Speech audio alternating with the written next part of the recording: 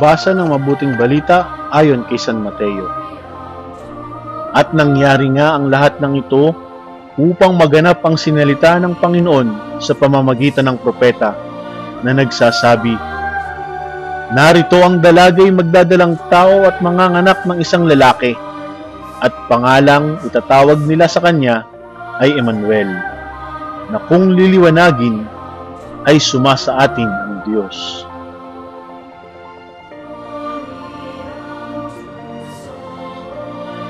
Ang pandiwang ipinanganak ay nagpapahiwatig na talagang tao si Jesus.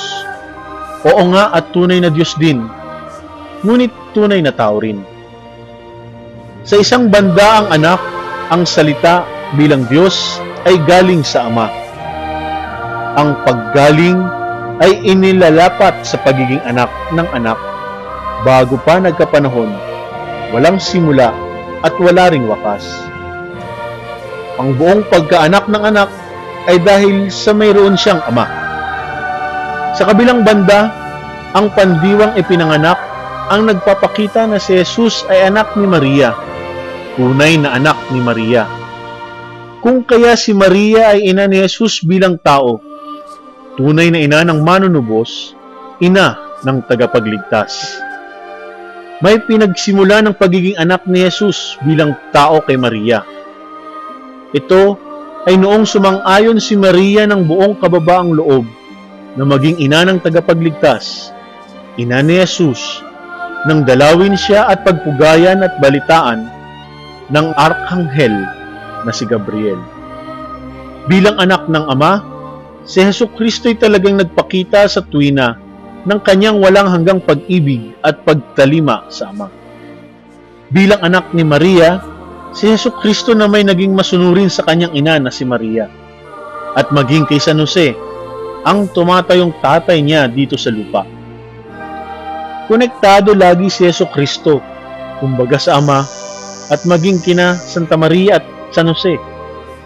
Kung ang mga sanggol ay may umbilical cord na tinatawag, ito ay isang pananda ng kanilang pakikipag-ugnayan sa kanilang ina.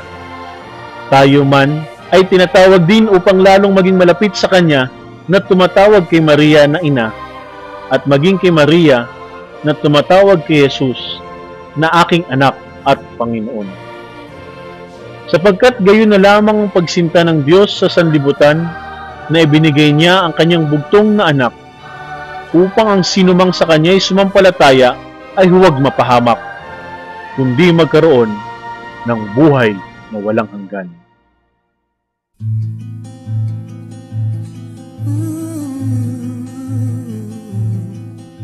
Sumasampalataya ako sa Diyos, Amang makapangyarihan sa lahat, na may gawa ng langit at lupa.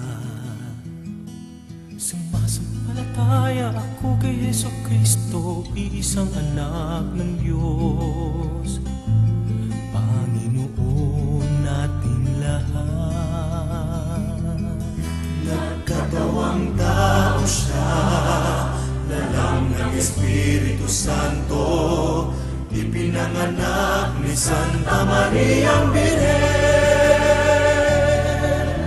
Pinagpakasakit ni Poncio Pilato, ipinako sa krus na matay nilibing, nanaog sa kinaroroonan ng mga yumao.